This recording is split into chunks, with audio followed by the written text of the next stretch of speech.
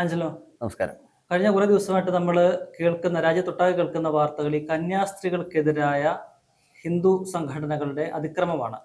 ഏറ്റവും ഒടുവിൽ ഒഡീഷയിൽ നടന്നു. അതിനു മുമ്പ് ഛത്തീസ്ഗഡിൽ മലയാളികളായ 2 കന്യാസ്ത്രീകളെ പിടിച്ചുകൊണ്ട് പോവുകയും ബജ്രംഗ് പ്രവർത്തകർ അവരെ നിയമം കയ്യിലെടുത്ത് അവരെ ക്രൂരമായി മർദ്ദിക്കുകയും പിന്നീട് ഈ പറയുന്ന മതപരിവർത്തനമൊപ്പം തന്നെ അതിനേക്കാൾ ഉപരിയായിട്ട് മനുഷ്യക്കടത്ത് ഉൾപ്പെടെയുള്ള UAPA വകുപ്പുകൾ ഉൾപ്പെടെ ചുമത്തിക്കൊണ്ട് കേസെടുത്തു. പിന്നീട് വളരെ കഷ്ടപ്പെട്ടിട്ടാണ് അവർക്ക് ജാമ്യം കിട്ടിയത്.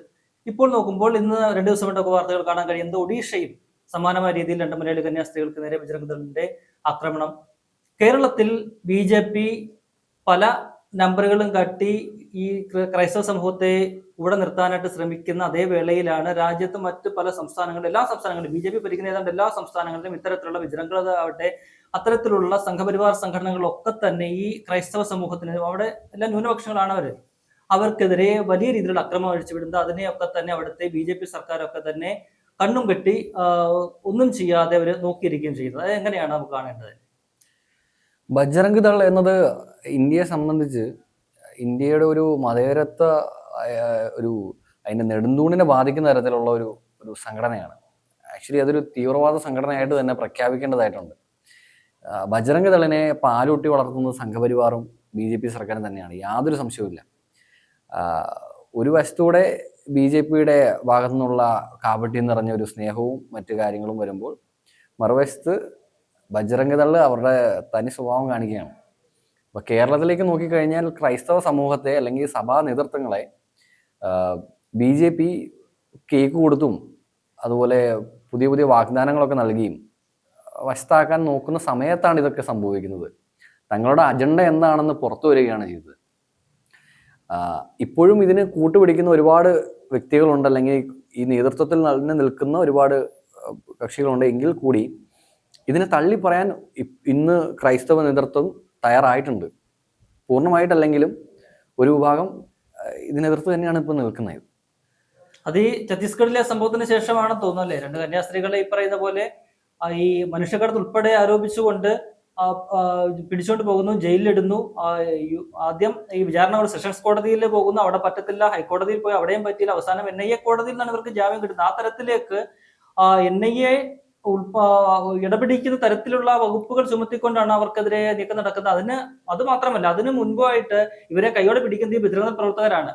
അവരെ പിടിക്കുന്ന ക്ഷണത്തില് നമ്മൾ കണ്ടു, ജ്യോതി ശർമ്മയൊക്കെ തന്നെ അവരുടെ നേതൃത്വത്തിൽ വലിയ രീതിയിൽ അവരെ അടിക്കുകയാണ്, ആക്രമിക്കുകയാണ്. ആ വിഷയത്തില് ആ പെൺകുട്ടികൾ, ഈ കന്യാസ്ത്രീകളുടെ ഒപ്പം പോയ, ജോലിക്കായിട്ട് പോയെന്ന് പറയുന്ന 2 പെൺകുട്ടികളുണ്ട്. അവര് പരാതി കൊടുത്തിട്ട് ഇതുവരെ ബജ്രംഗ് ദളിനെതിരെ യാതൊരു നടപടിയും സ്വീകരിച്ചിട്ടില്ല എന്നൊരു വസ്തുത കൂടിയുണ്ട്. തീർച്ചയായിട്ടും ഈ സുഖപ്പെടുത്താൻ വേണ്ടി മുറിപ്പെടുത്തുന്നവരാണ് ശരിക്കും BJP എന്നുള്ള ഒരു എന്താ പറയാ മെസ്സേജ് ആളുകളിലേക്ക് എത്തിക്കഴിഞ്ഞിരിക്കുന്നു.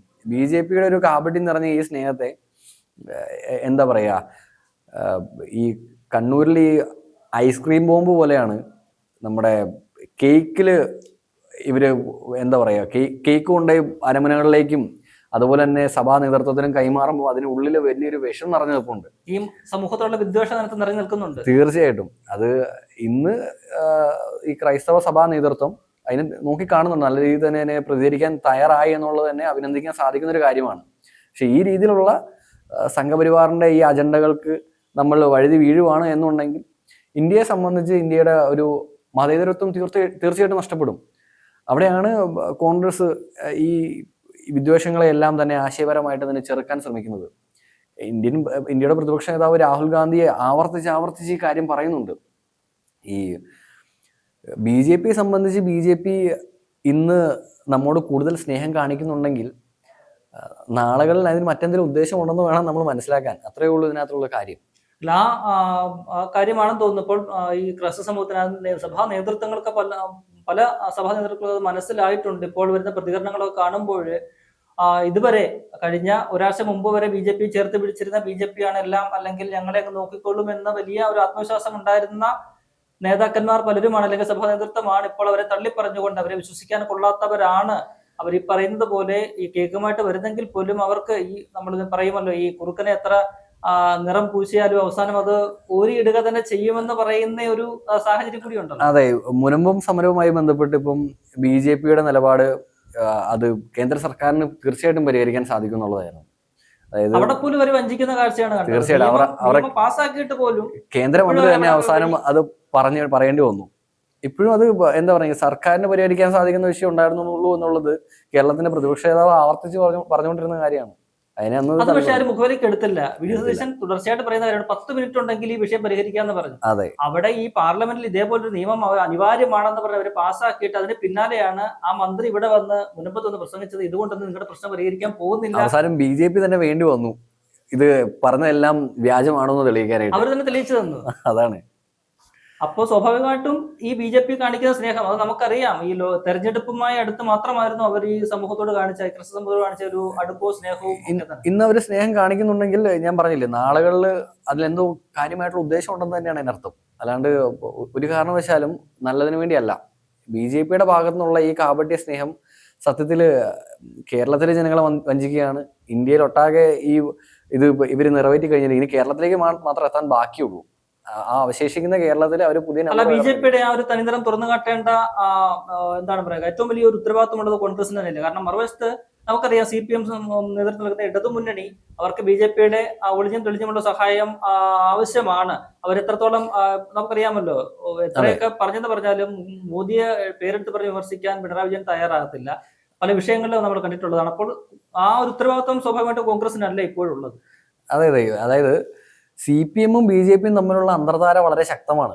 അതുകൊണ്ട് തന്നെയാണ് കോൺഗ്രസ് ഒരു കാര്യം ആശയപരമായിട്ട് അതിനെ ചെറുത്ത് നിൽക്കാനും ശ്രമിക്കുമ്പോഴും കാര്യങ്ങൾ മെസ്സേജായിട്ട് പാസ് ചെയ്യുമ്പോഴും BJP-യെ പ്രൊട്ടക്ട് ചെയ്യുന്നത് അത് CPM ആണ്. CPM-ന് പല നീക്കങ്ങളുമാണ്. തീർച്ചയായിട്ടും CPM-ന്റെ സംഘടനാ സംവിധാനം രഹസ്യമായിട്ടും പരസ്യമായിട്ടും BJP-ക്ക് വേണ്ടി നിലനിൽക്കുന്നുണ്ട്, അനുകൂലിക്കുന്നുണ്ട്. ഇപ്പൊ ഈ ബജ്രംഗ് ദൾ എന്നത് ഇപ്പം CPM-നും BJP-ക്കും ഉൾപ്പെടെ എന്താണ്, ബജ്രംഗ് ദൾ ഒരു തീവ്രവാദ സംഘടനയാണ് എന്നുള്ള ഉറച്ച ബോധ്യമുണ്ട് എന്നുണ്ടെങ്കിൽ തുറന്നു പറയാം. ഇവരിതുവരെ ബജ്രംഗ് ദളിനെ തള്ളി പറയാനായിട്ട് ഒരു വിഭാഗവും തയ്യാറായിട്ടില്ല. അതിന് പറയുന്നത് ചേർത്ത് നിൽക്കാൻ ശ്രമിക്കുന്നത് കോൺഗ്രസ് മാത്രമാണ്. അപ്പം എന്താണ്, പൊതുസമൂഹം ഇതിനെ വിലയിരുത്തുന്നുണ്ട്.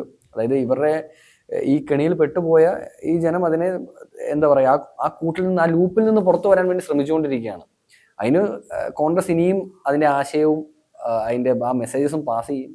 അതിന് ഇന്ത്യയുടെ പ്രതിപക്ഷ നേതാവാണെങ്കിലും കോൺഗ്രസ് പാർട്ടി ആണെങ്കിലും അതിന് വേണ്ടിയുള്ള ശ്രമം തുടർന്നുകൊണ്ടിരിക്കുന്നുള്ളതാണ്. പക്ഷെ അവര് ദേശീയതലത്തിൽ നടത്തുന്ന നരേഷൻ എന്ന് പറയുന്നത് CPM ആകട്ടെ BJP ആകട്ടെ ഛത്തീസ്ഗഡില് കോൺഗ്രസ് അവർക്കൊപ്പമില്ല, അങ്ങനെയൊക്കെയുള്ള ചില നരേഷൻ ആണല്ലോ. അതിനെ പൂർണ്ണമായിട്ടും എന്താ പറയുക, പ്രതിരോധിക്കേണ്ട ഒരു ചുമതലയില്ലേ കോൺഗ്രസ്? തീർച്ചയായിട്ടും ഈ വിഷയവുമായിട്ട് ബന്ധപ്പെട്ട് ഈ കന്യാസ്ത്രീകളുടെ വിഷയത്തില് BJP ഇവരെ അറസ്റ്റ് ചെയ്തപ്പോൾ തൊട്ട് എടുത്തിരിക്കുന്ന നിലപാട് നമുക്ക് വ്യക്തമാണ്.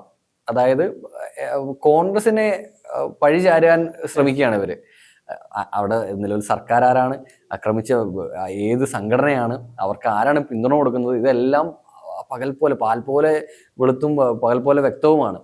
അപ്പം ഇത് ഒരു തരത്തിൽ പറഞ്ഞൊരു ട്രാപ്പാണ്. ഇതിലേക്ക് എന്താ പറയുക, കോൺഗ്രസിനെ വലിച്ചഴിക്കാൻ ശ്രമിക്കും എന്നുള്ളതേ ഉള്ളൂ. കോൺഗ്രസ് ഒരു കാരണവശാലും ഈ കെണിയിൽ വീഴില്ല, അതിനെ ചെറുത്ത് നിൽക്കും. അതിന് ഏറ്റവും വലിയ എക്സാമ്പിൾ ഈ വിഷയം ഉണ്ടായ സമയത്ത് അവിടെ ആരായിരുന്നു ഉണ്ടായിരുന്നത്?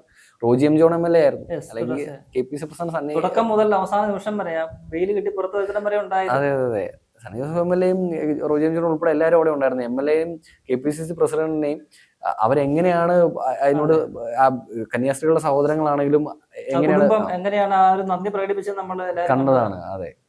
അപ്പൊ ഈ കേരളത്തിലേക്ക് വരുമ്പോൾ നമുക്കറിയാം, ഇനിയിപ്പോൾ അടുത്ത പ്രധാനപ്പെട്ട രണ്ട് തെരഞ്ഞെടുപ്പുകൾ വരികയാണ്. 1-2 മാസം കഴിഞ്ഞാൽ തദ്ദേശ തെരഞ്ഞെടുപ്പ് വരുന്നു. അതിന് പിന്നാലെ ഒരു 6-7 മാസമേ ഉള്ളൂ നിയമസഭാ തെരഞ്ഞെടുപ്പ്, വളരെ നിർണായകമായ നിയമസഭാ തെരഞ്ഞെടുപ്പ് വരികയാണ്. സ്വാഭാവികമായിട്ടും അത് മുന്നിൽ കണ്ടുകൊണ്ടാണ് കഴിഞ്ഞ ഒരു വർഷത്തിലധികമായിട്ട് BJP ഈ ക്രൈസ്തവ സമൂഹത്തോടൊപ്പം കൂട്ടാനുള്ള പല നീക്കങ്ങൾ നടത്തുന്നത്. അപ്പോൾ ഈ ഛത്തീസ്ഗഡ്, ഒപ്പം തന്നെ പിന്നീട് ഒഡീഷ, ഈ സംഭവങ്ങളൊക്കെ തന്നെ അവരുടെ തനി നിറം വ്യക്തമാക്കി കഴിഞ്ഞിട്ടുണ്ട്. അപ്പോൾ അതിന് ഉപരിയായിട്ട് ഈ തെരഞ്ഞെടുപ്പിലൂടെ അല്ലേ ഈ ക്രൈസ്തവ സമൂഹം ഈ പറയുന്ന തങ്ങളോടൊപ്പം ചേർന്ന് തങ്ങളെ വഞ്ചിക്കുന്നവർക്കുള്ള ഒരു മറുപടി നൽകേണ്ട ഒരു അവസരം അതല്ലേ? രാഷ്ട്രീയപരമായിട്ട് നോക്കുമ്പം അത് ശരി തന്നെയാണ്. പക്ഷെ എന്താ പറയാ, ഇപ്പം BJP-യെ അനുകൂലിക്കാൻ വേണ്ടിയിട്ട് ക്രൈസ്തവ സഭ അല്ലെങ്കിൽ എന്ന് വെച്ച് കഴിഞ്ഞാൽ ക്രൈസ്തവ സമൂഹം BJP-യുടെ വർഗീയ രാഷ്ട്രീയത്തെ എന്താണെന്ന് കൃത്യമായിട്ട് നോക്കിക്കാണുന്നുണ്ട്. എന്നാൽ ചില ഭാഗത്തു നിന്ന് നേതൃത്വത്തിന്റെ ചില ഭാഗങ്ങൾ, അതായത് ക്രൈസ്തവ സഭകൾ ഒരുപാട് സഭകളുണ്ട്, അതായത് ഇതില് ചില ഭാഗത്തു നിന്ന് ചില നേതൃത്വങ്ങൾ BJP-യിലേക്ക് ഇതിനെ കൊണ്ടെത്തിക്കാൻ ശ്രമിക്കുന്നുണ്ട്. പക്ഷെ ആ കെണിയിൽ ഇനി ഈ ജനം വീഴില്ല. അതെ. അതാണ് അതിനുള്ള ഉത്തരം. കാരണം തെരഞ്ഞെടുപ്പ് വരുമ്പോൾ BJPക്ക് വോട്ട് ചെയ്യണം എന്നുള്ളൊരു മെസ്സേജ് കൊടുത്തു കഴിഞ്ഞാൽ അതിനെ എങ്ങനെ ചെറുക്കണം എന്നുള്ളത് ക്രൈസ്തവ സമൂഹത്തിന് ഇന്നറിയാം. അതിനുള്ള ഏറ്റവും വലിയ തെളിവാണ് ഈ ഛത്തീസ്ഗഡിലും ഇന്ന് ഒഡീഷയിലും സംഭവിച്ചിരിക്കുന്നത്.